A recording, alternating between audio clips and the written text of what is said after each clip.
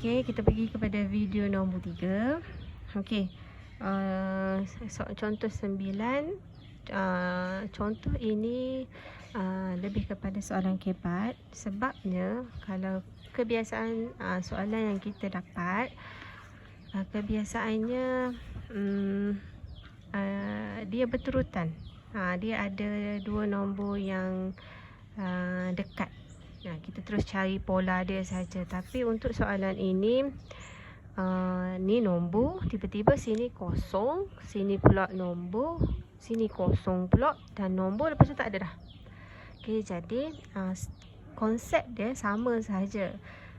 First, apa yang awak kena buat? Okey, awak cari dulu macam biasalah. Awak abaikan yang tempat kosong ni. Awak abaikan, awak salin balik. Tak mau salin pun tak apa, yang ni sebab cikgu nak tunjuk. Jadi cikgu salin balik. Andai kata yang tempat kosong ni cikgu abaikan, jadi 0.07, 1.12, 17.92. Cikgu abaikan yang tempat kosong tu. Okey, jadi macam biasa cikgu kena pasti dulu susunan nombor ini semakin besar ke semakin kecil. Jadi kalau kita tengok nombor ni semakin besar,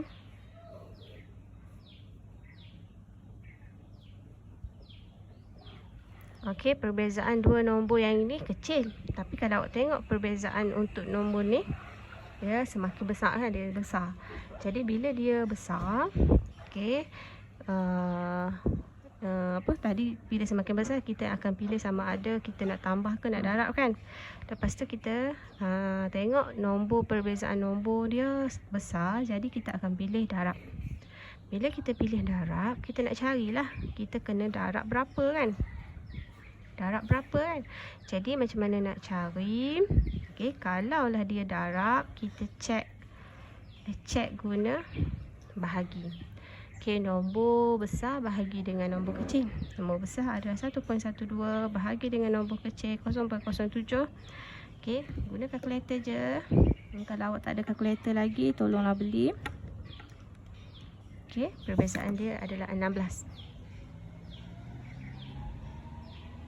Pola dia 16. Okey, jadi check lagi kalau awak tak percaya. Check lagi. Nombor besar bahagi dengan nombor kecil. Okey, saya check. 17.92 bahagi dengan 1.12. Still lagi 16 lah. Jadi sini darab 16. Kenapa bukan bahagi? Sebab kita dah decide awal-awal tadi, kita kata kita nak guna darab. Jadi awak kena check betul ke tidak. Okey, jadi 0.07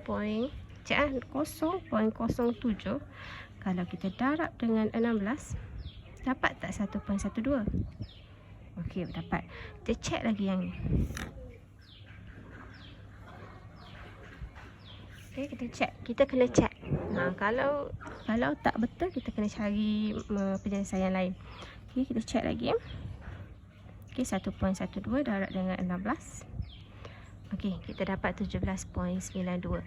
Jadi ini pola betul dah lah. Tapi kita punya soalan yang ini, kita nak isi di sini. Jadi sebenarnya soalan ini kita langkau dia. Ini darab 16. Jadi yang darab ni berapa? Jadi kita kena fikir. Kalau lah contoh awak kena fikirlah, yang ini kena darab berapa, yang ini kena darab berapa. Okey, kata kalau okey, kena fikir berapa ni kuasa 2 kan. Kuasa 2 dapat 16. Okey, sebab dia ada 2 darab. Okey, jadi jawapan dia 4 kuasa 2 dapat 16 kan. Jadi sini darab 4, sini pun darab 4. Jadi awak pun check lah. 0.07 darab dengan 4 dapat 0.27. 0.28, sorry, saya silap je. Okay, 0.28 ni kita nak check betul ke tak? Tolak dengan 4. Okay, kita dapat 1.12. Maknanya betul lah. Jadi yang ini pun sama, darab 4.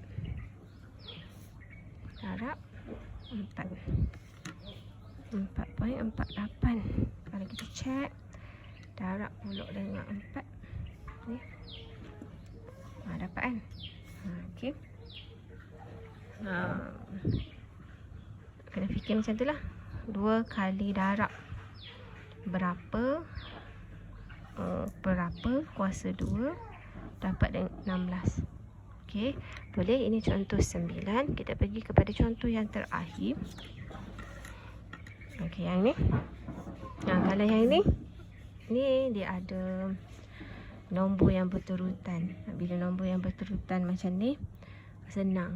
Yang tadi tu lebih sukar lah. Okay, jadi awak check. Yang ini pun sebenarnya kebat. 9 dengan 10 kebat. Yang ini dia berbeza sikit daripada yang kita buat tadi. Okay, kita check. Okay, sekarang kalau first kita tengok nombor ni semakin besar ke semakin kecil kan. Okay, nombor ni negatif 4.1 dengan negatif 2.1. Nombor ini semakin besar. Sebab ni negatif 4.1 lebih kecil daripada negatif 2.1. Jadi nombor ini semakin besar. Bila nombor semakin besar, biasanya kita kata kita akan pilih sama ada tambah ataupun darab. Betul tak? Okey, kita check, kita try. Okey, kita try. Okey, kita tengok perbezaan dia dulu.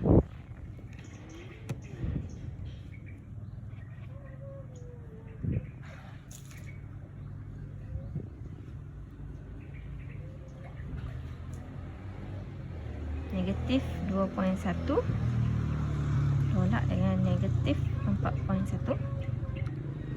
Perbezaan dia 2 kan? Perbezaan dia 2. Okey, kalau perbezaan dia 2, negatif 4.1 tolak dengan sorry. Nombor besar tolak nombor kecil. Nombor besar tolak dengan nombor kecil. Jadi perbezaan dia 2. Bila perbezaan dia 2, nombornya tidak terlalu besar. Bila tidak terlalu besar, kita akan memilih tambah.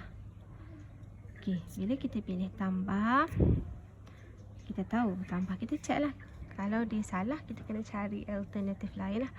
Alternatif lain. Jadi tambah dengan berapa? Tambah dengan, kita check dah 2. Okay, kita check betul ke tak? Apa-apa pun kena check. Negatif 4.1 tambah 2. Okey, dapat negatif 2.1. Jadi kalau dia ke kanan, awak tambah lagi 2. Okey, negatif 2.1 tambah dengan 2, negatif 0.1. Okey, untuk yang ni dia macam pusing ke belakang kan? Dia pusing ke belakang macam ni. Kalau ini tambah, kalau ke kanan dia tambah, kalau dia terbalik tolak lah. Jadi negatif 4.1 tolak dengan 2, negatif 6.1. Check lagi, tolak dengan 2, dapat negatif 1.8. Kalau ke kanan tambah, kalau dia ke kiri dia tolak. Okey, boleh. Okey, last. Saya rasa cikgu kena tunjuk yang ini. Yang ini dia berbeza daripada soalan yang sebelum ni. Okey, start lah.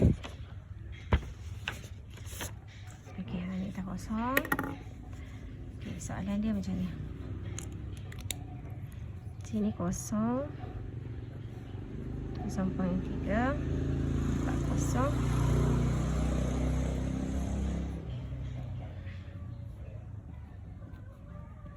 Yang ni kena fikir banyak sikit. Okey, yang ni. Okey, macam biasa kalau ada dua nombor yang bersebelahan macam ni, kita check yang guna ni lah.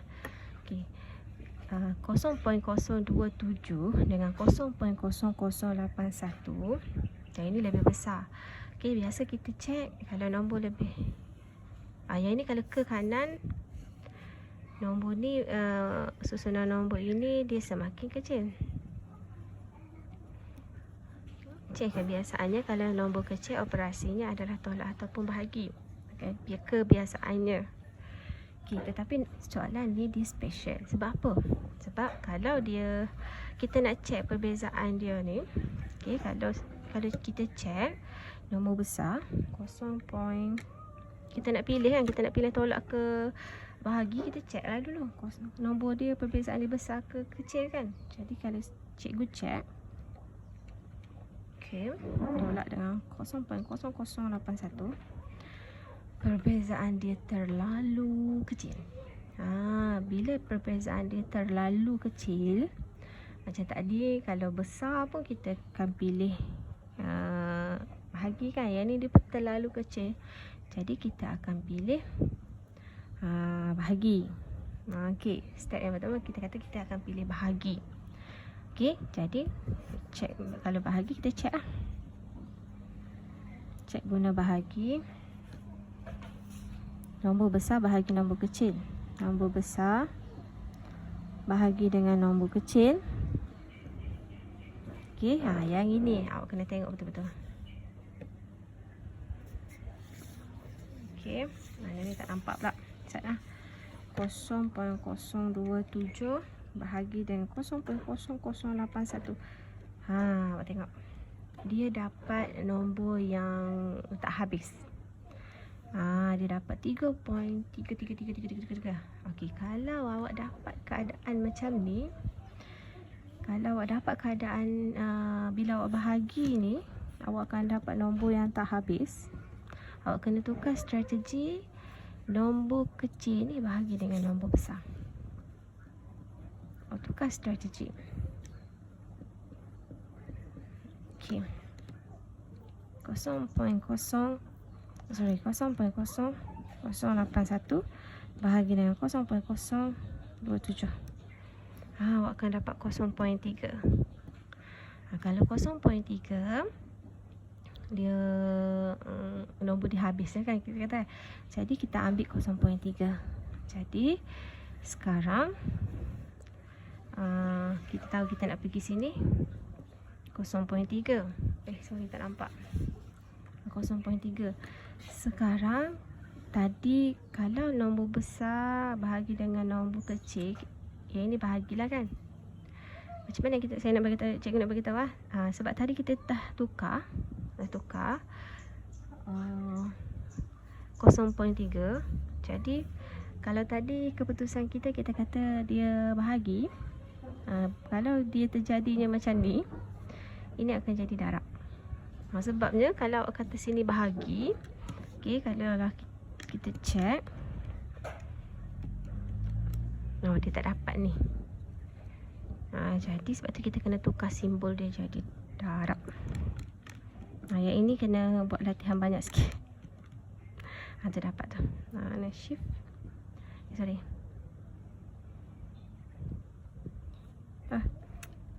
Fix. Nah, tu 0.0081. Lihat.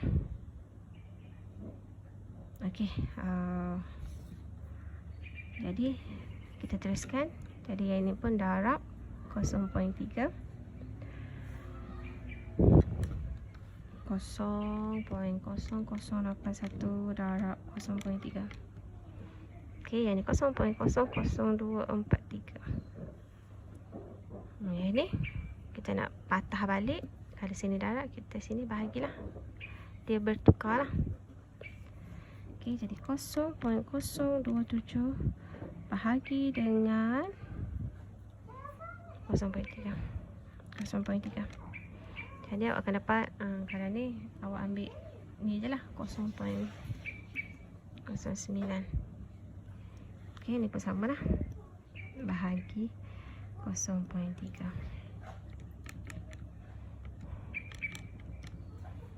Ni kan 1 point.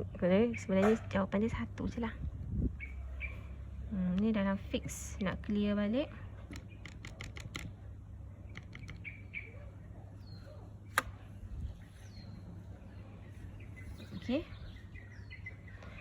Okey, cikgu rasa sampai di sini saja. Kalau ada pertanyaan, cikgu akan jawab guna voice. Sebab cikgu rasa akan ada pertanyaan. Okey, jangan lupa jawab soalan yang cikgu bagi tu dalam buku ataupun dalam kertas, dan snap gambar hantar dalam grup Telegram. Cikgu akan tik nama setiap orang yang hantar. Okey? Okey, sampai situ saja. Terima kasih.